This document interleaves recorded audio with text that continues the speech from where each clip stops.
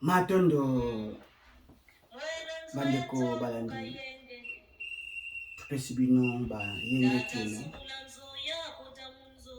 mukakozwa mabota babino ubomesano matondo litaki ya likolo na se ya kolinga koleka loposo moyindo nde kotilela biso fumu kimbangu azali nyonso mpona biso bayindo matondo ya kimpavita mbota machua kintu adia balongo pe bankulu ya beto bandombe wapi batelamaki mpona kobenga na kadi ya mpenga matondo na bana kompe bana kongo kachopa beya kolamuka esika bazwami mukakozwa elonga fumu kimbangu ngoma nango ekoki matondo mingi lelo toye lisusu liboso ya litandike na bino koloba ete tokomi na période apocalyptique. Donc tout est communicationnel. Période apocalyptique oyo elakamela bango loposo pembe bay oyo basali bibliothèque, donc la Bible bakomango kuna na mukanda na bango ya suka maso tozomona eza kuna na kati ya makomi na bango. Lelo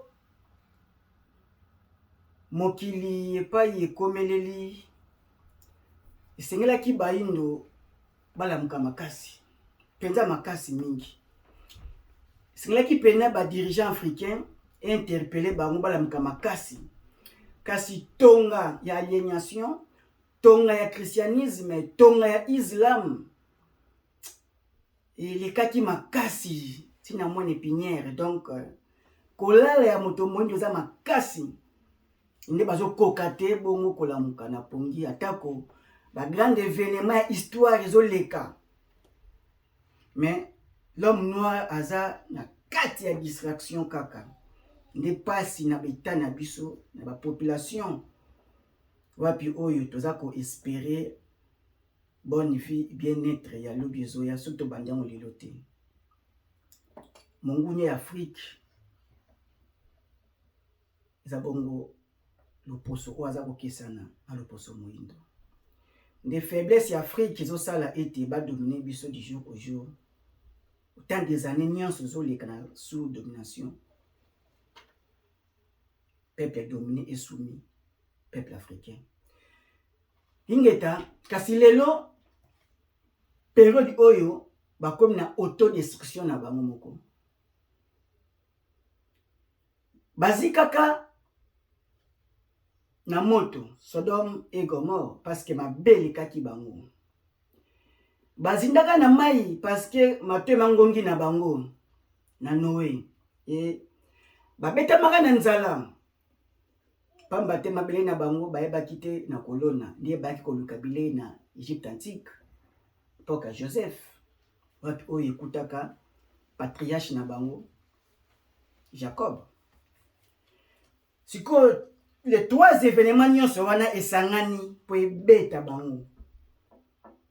Mais ndako ezozika ndako eza pembeni nango ya baveni wana fo basala ngele po moto wana ekoye kotambola tina ndako oyo ekangami nango to ndaka voisin to aveni bimaso bamilengeli te aveni wana bandako mpe kozala endommagé. Donc Afrique risque ezali bongo kobetama ya l'Occident, kobetama ya loposo pembe. Risque ezali bongo Afrique ezala contaminé na kozanga koyoka na distraction na ye na kolala pongi na ye akozala touché na l'événement mondial oyo eza koleka. Matondo mingi tote koloba ete eza etumba au sein ya Yahweh na kati ya libota ya Israël bazondongwana ndiye bakabolaka Rome na bango nord na sud et bakomi na ngonga bango pe bakabwana ndenge bakabolaki Afrika bango pe bakozala divisé ata assemblée ya coalition o bazosala bakozala bongo divisé yango komona oyo ya motoyela bino Jacob azali bongo leki pe komona Ukraine aza bongo pe mukie pe azwi mokonzi ya âge mukie 45 ans donc aza jeune po aza symbole ya Jacob deuxième fils ya Isaac pe komona bongo Poutine aza bongo plus âgé pe plus étendu mwana liboso ingeta likelemba yo liaki mbala oyo ye pe falia pe aza pe na bibundeli koleka badote ye nango na ileko oyo toye ingeta yango bongo tozonga la bino twana image tokotia bomona ndenge wapi oyo elakamela bango na apocalypse ete moto ekotumba bango déjà baza na désavantage babebisi babebisi couche ozone et déjà babibali na bango ekotonda na bapole nord kote malili ekosafondre ekosala ete bakobetama mpe na mai e bakobetama mpe susu na nzala mpe na bamota babombe kokwela bango autodestruction na bango nde okomona ete bango mo bamisaleli babibundeli na bango eza bongo moto amema bongo eza moto yango toya mpe na bongo image wapi oyo omona Poutine IRSS RIS ndenge aza na arme le plus sophistiqué arme oyo eza makasi koleka na ngonga oyo tozali nanu bombe moko te basali ya koleka yango eza capable ya kodétruire banation nyonso ya monde eza capable ya koatteindre bamboka nyonso ya planète terre tolandi bongo tozongela bino matondo. C'était il y a quelques mois. Énième démonstration de force de la Russie. L'armée essaye son nouveau missile hypersonique Zircon, jugé invincible par Moscou. Le test a réussi parfaitement, c'est impeccable. C'est un grand événement pour le pays et une étape significative pour renforcer la sécurité de la Russie et ses capacités de défense. Chars militaires flambant neufs, missiles S-400, avions de chasse Sukhoi, MiG. Depuis 2008, Vladimir Poutine investit massivement dans l'armée de son pays, deuxième puissance militaire mondiale, avec un budget estimé à 56 milliards d'euros, plus de 4% du PIB, une fierté nationale. Nous défendrons fermement nos intérêts nationaux et assurerons la sécurité de notre peuple. Les vaillantes forces armées russes, héritières des soldats de la victoire, en sont une garantie fiable. Le maître du Kremlin veut dominer tous les terrains et le faire savoir au monde entier. Sur ces images rarissimes, 3 sous-marins nucléaires qui émergent en pleine banquise. La mise en scène, spectaculaire, met en avant l'un des atouts majeurs de la Russie, première puissance nucléaire mondiale, avec 5977 ogives. En pleine guerre contre l'Ukraine, Vladimir Poutine va jusqu'à utiliser cette menace. J'ordonne au ministre de la Défense et au chef d'état-major de mettre les forces de dissuasion de l'armée russe en régime spécial d'alerte au combat. Bien compris. Son arme la plus redoutable, le RS-28 Sarmat, surnommé Satan II par les Occidentaux, le plus gros missile de destruction massive jamais conçu, capable de frapper avec ses 12 têtes nucléaires dans un rayon de 10 000 km. En théorie, indétectable par les radars. Pourtant, malgré tout cet arsenal, dans cette guerre contre les Ukrainiens, sur le terrain, les forces de Moscou connaîtront... Matondo bandeko balandi na bansi toti kolanda bilili eza pena pasi ezali pasi bakombo nyonso oyo Bibilia parce que eza livre exclusivement pour les occidentaux, donc livre ya la race blanche. Pour na kati bakombo nyonso oyo baloba yango wana basali babombe. Poutine aza na bombe oyo babenga pandemonium. Ana Satan 1 p Satan 2. Donc Satan 2 oyo eza capable je dis il y a sillonner monde mobimba. Aucun pays eza na abri, donc eza écarté tout. Toi na danger. Bango toloba. Donc ce qui lelo ndinga zo décider abwaki yango mambo mamene. Yango mona ete ne sunyanzila mambazoloba on a raison, Barozan l'esca pour l'excellent vélo. Totalement raison. Donc, le président de l'Ukraine, Volodymyr Zelensky, a une zone exclusive aérienne na OTAN. Donc, OTAN, au sein de OTAN, l'armée ya OTAN est moins par rapport à l'armée ya russe. Donc, bazana matosité, bazana matériel na capacité ya IRSST, ezate. Donc bazo banga bombe wana autant aux hommes na.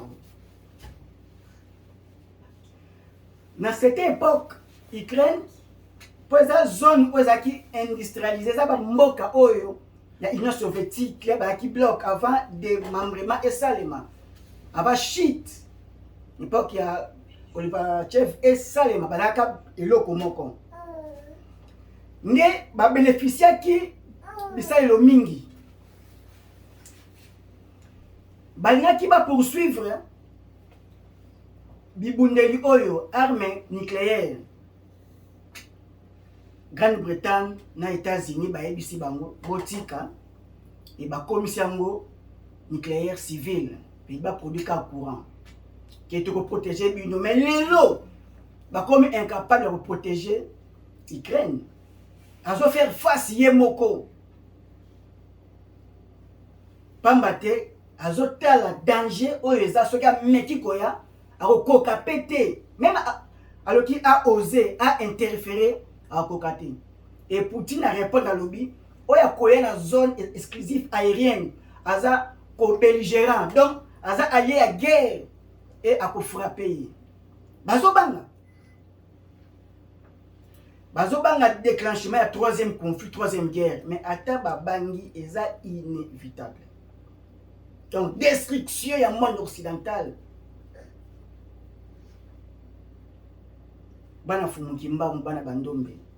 Bagosuka wapi. Ingeta. Lelo États-Unis eza puissance dans le monde, first country. Donc, les États-Unis a été construit par les Occidentaux européens. De base, la race blanche, tout est communicationnel. Dans États-Unis, les Lotosa, numéro 1 à Bango, Joe Biden, t'as l'âge naïe, à coup de vieux. L'énergie a réduit à ce capacité. N'est pas exactement. Donc, ça fouille à hasard na période où il y a premier citoyen américain. Donc, état américain spirituellement faible. A vieilli, ma casse est suscité. Si va se passer, si plein armement, na IRSS. Tout est communicationnel. Oh, bana fumukimba Afrika. Et bamindele misusu ba pays mingi Europe ba obligé ba kima na Afrique ba battre la bomo na bango. Afrique na distraction. Lelo Ukraine na ici baza les 5 pays premier ya exportateur ya blé na masango bazolo la susute. Donc veut dire ba cri déjà ils ont se faire sentir en Europe, na ba Moyen-Orient et Afrique ou azela kabali ese libanda.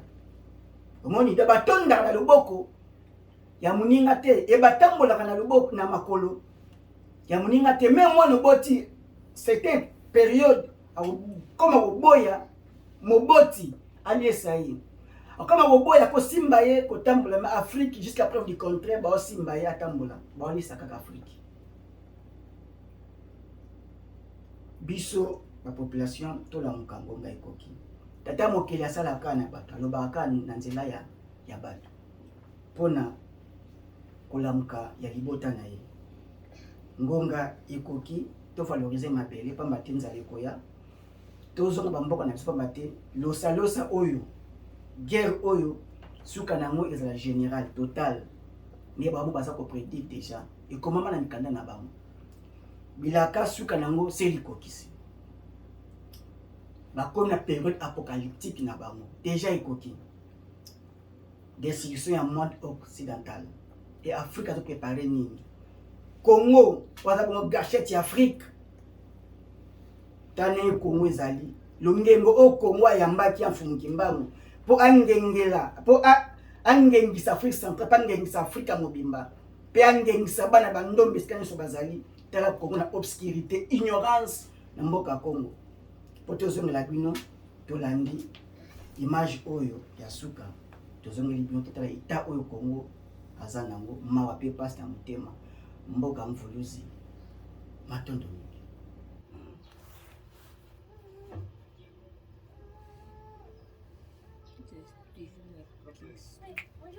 Bonjour, ça va? Ça va?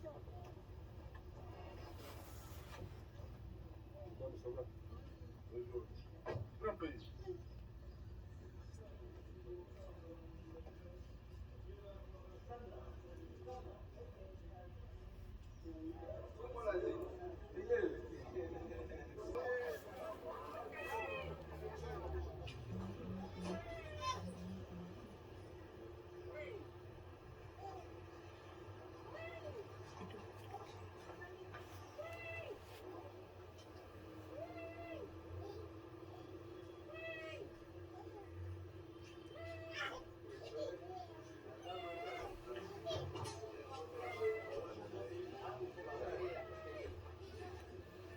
Madame la commissaire,